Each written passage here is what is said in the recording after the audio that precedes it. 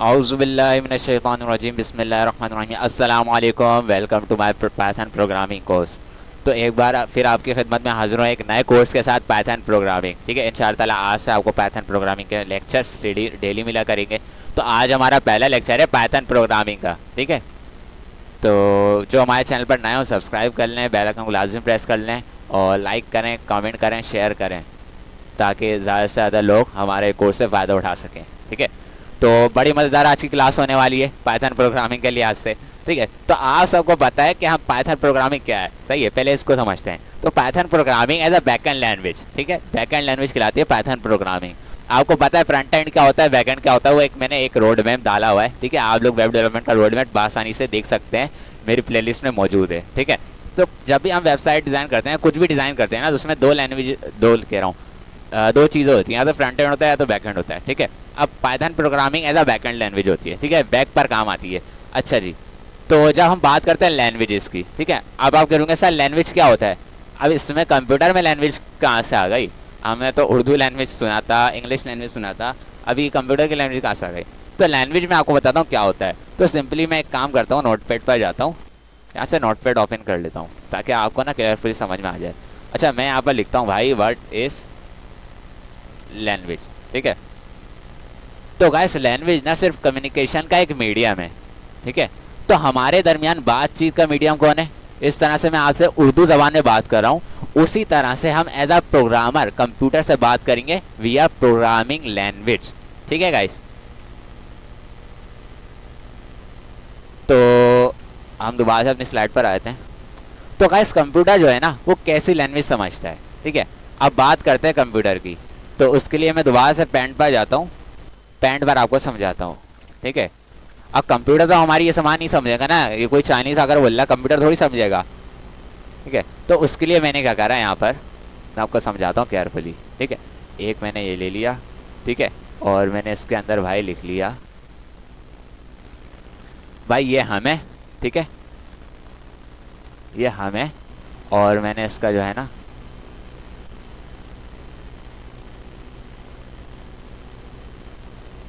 ठीक है, ये हम है, और यहाँ पर मैंने एक और बना दिया है, सॉरी। ठीक है, ये हम हो गए, और यहाँ पर मैं लिख देता हूँ, यहाँ पर मैंने लिख दिया भाई ये कंप्यूटर है। ठीक है, ठीक है, इसको जूम नहीं हो रहा, अच्छा ही गाइस।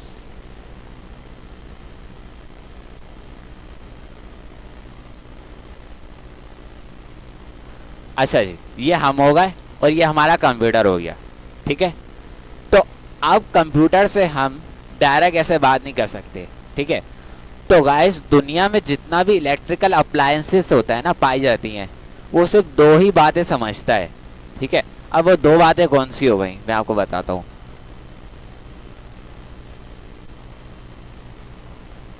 यहाँ पर मैं आया और यहाँ पर मैंने लिख दिया भाई 10। ठीक है, एक तो 1 हो गई, एक तो 0 हो गई। ठीक है, अच्छा जी, इसको क्या कहते हैं, यहाँ मैं इस तरीके से लिख लेता हूँ 010101, इस तरह की लैंग्वेज होती है। ठीक है, मैंने यहाँ पर लिख लिया भाई, इसको हम कहते हैं मशीन लैंग्वेज। ठीक है, तो दुनिया में जितने भी इलेक्ट्रिकल अप्लायंसेज होते हैं ना, वो यही लैंग्वेज समझते हैं, या तो 0 समझते हैं या तो 1 समझते हैं। ठीक है, तो अब बात होती है हमारी। ठीक है, जब हम बात करते हैं ना, तो यहाँ पर आया, तो हम जो बात करते हैं वो हम अपनी ज़बान में बात करते हैं। मैंने लिखा भाई पेरेंट, और मैंने यहाँ पर करा दिया क्या,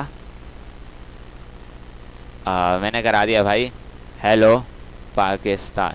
ठीक है, तो अब बात मसला ये आ रहा है कि हम तो भाई ये वाली लैंग्वेज समझते हैं। ठीक है, और कंप्यूटर जो है वो हमारी 010101 लैंग्वेज समझता है। ठीक है, मैं आपको काम करता हूँ ना गाइस, पर मैं आया और ये ले लेते हैं।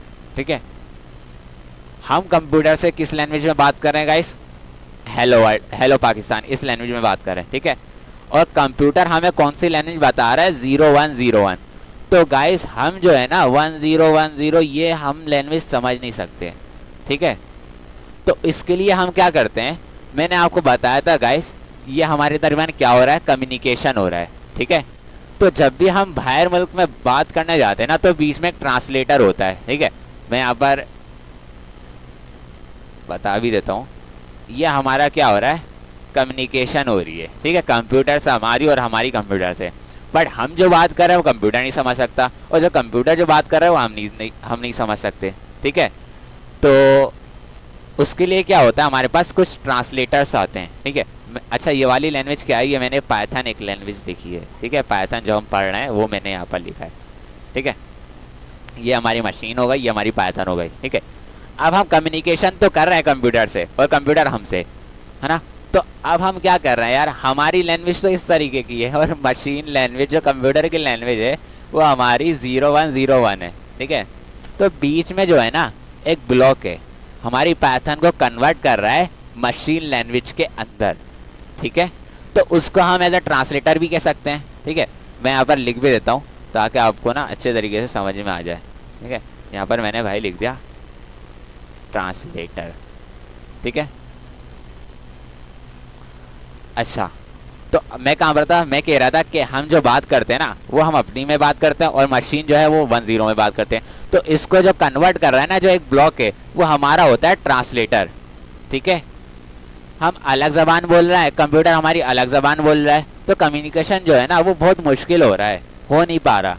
तो उसके लिए हम ट्रांसलेटर्स यूज़ करते हैं, ठीक है। अच्छा जी, मैं आपको बता देता हूँ ये दोनों लैंग्वेज क्या होती हैं।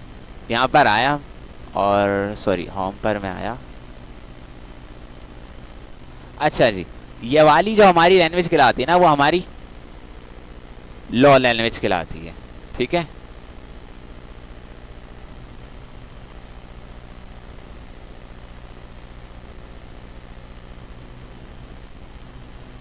और ये वाली जो हमारी लैंग्वेज कहलाती है वो हमारी कहलाती है हाई लैंग्वेज, ठीक है।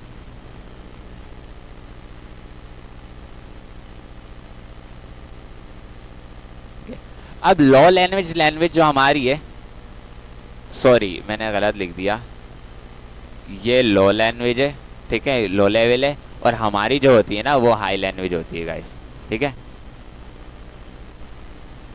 सॉरी मैं इसको ठीक कर देता हूँ।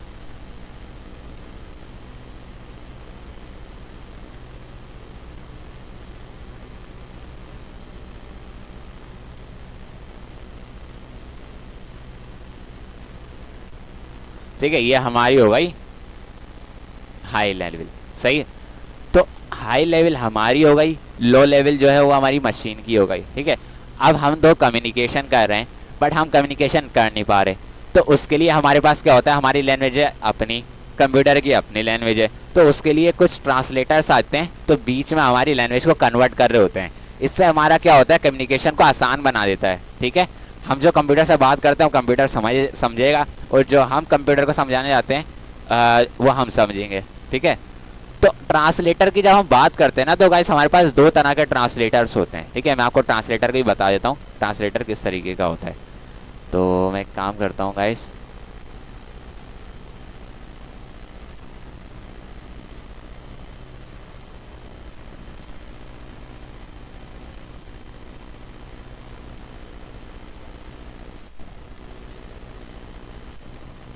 अच्छा अब मैं बात करता हूँ ट्रांसलेटर की, ठीक है।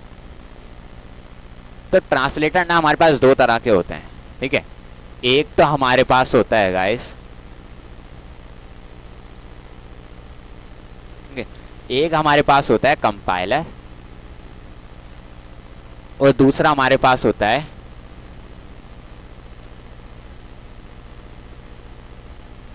इंटरप्रेटर, ठीक है। ट्रांसलेटर मैंने आपको बताया था क्या होते हैं, कम्युनिकेशन के जो बीच में ट्रांसलेट कर होते हैं ना हमारे कोड को कंप्यूटर को समझाने में और कंप्यूटर को हमें समझाने में, तो ट्रांसलेटर्स होते हैं। अब ट्रांसलेटर में भी गाइस दो तरह के होते हैं, एक तो हमारे पास होता है कंपाइलर और दूसरा जो हमारे पास होता है वो इंटरप्रेटर होता है, ठीक है। अब कंपाइलर क्या होता है, इंटरप्रेटर क्या होता है, दोनों को समझते हैं डिटेल में, ठीक है। मैं यहाँ पर आया और मैंने एक काम करता हूँ, एक और शेप ले लेता हूँ, ठीक है। यहाँ पर मैंने एक शेप लिया और यहाँ पर मैंने एक और शेप ले लिया, ठीक है। अच्छा जी, मैं यहाँ पर एक काम करता हूँ ना गाइस, यहाँ पर मैं लिख भी देता हूँ भाई, ये हमारा जो है भाई वो कंपाइलर है, ठीक है। और ये हमारा जो है वो क्या है,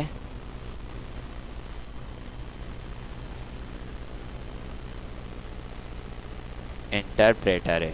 ठीक है, अच्छा दोनों में क्या डिफरेंस है, दोनों में क्या है, दोनों समझते हैं। देखें, जब हम कोड कर रहे होते हैं ना कंपाइलर में, ठीक है, कंपाइलर की बात कर रहा हूँ मैं, यहाँ पर आया और मैं काम करता हूँ, इसको मैं रेड में ले लेता हूँ। ठीक है, मैं यहाँ पर कोड कर रहा हूँ कंपाइलर में। ठीक है, मैंने ये कोड करा, मैंने ये कोड करा, मैंने ये कोड कर दिया, मैंने ये कोड कर दिया। ठीक है, मैंने पूरा कंपाइलर में कोड कर दिया। ठीक है, अब क्या होगा, जब ये पूरे कोड को एग्जीक्यूट करेगा ना, अब एक बात अब ये याद रखिएगा, क्योंकि कंपाइलर और इंटरप्रेटर का सवाल जो है ना, ये हमारे जो है वो उसमें जब आप जाते हैं ना इंटरव्यूज़ के लिए, उसमें ही पूछा जाता है। ठीक है, तो ये दोनों क्वेश्चन को आज लाजमी देखिएगा। मैं क्या बात कर रहा हूँ, जो हमारा कंपाइलर होता है ना, वो पूरे कोड को एग्जीक्यूट करता है। ठीक है, अभी एक फर्क समझ लें, अभी क्या करेगा, ये हमारे पूरे कोड को एग्जीक्यूट कर देगा। ठीक है, अच्छा इंटरप्रेटर क्या होता है इसके मुकाबले में, ये लाइन बाय लाइन एग्जीक्यूट करता है। ठीक है, अच्छा इन दोनों में फायदा क्या होता है, देखो जब हम बात करते हैं ना पूरे कोड को एग्जीक्यूट करने की, तो अब ये होगा कि हमारा एक जगह एरर होगा ना गाइस, फर्ज करें हमारे यहाँ पर एरर है, तो जब ये पूरे कोड को एग्जीक्यूट करेगा ना, ये हर जगह एरर दे देगा, मीन्स कि यहाँ भी दे देगा, मतलब कि होगा एक ही जगह एरर। ठीक है, जब हम कंपाइल करेंगे ना इसको, तो वो हमें काफ़ी सारे एरर बता देगा, भले एक जगह एरर हो।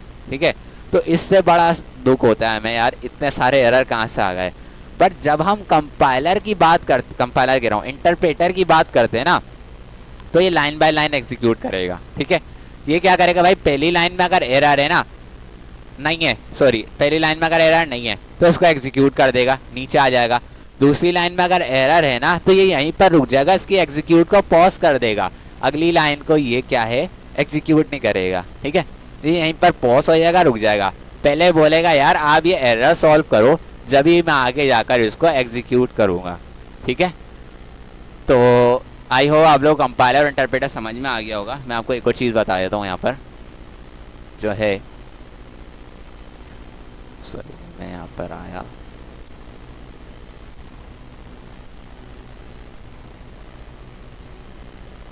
ठीक है, अब आप देखें जब हमारा कोड कंपाइल होता है ना, ठीक है, ये तो हमारा सिंपल एक सोर्स कोड है।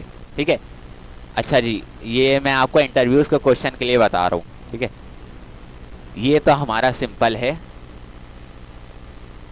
Source code. ठीक है, जब हमारा गाइस कंपाइल हो जाता है ना कोड, तो वो हमारा सोर्स कोड नहीं रहता गाइस।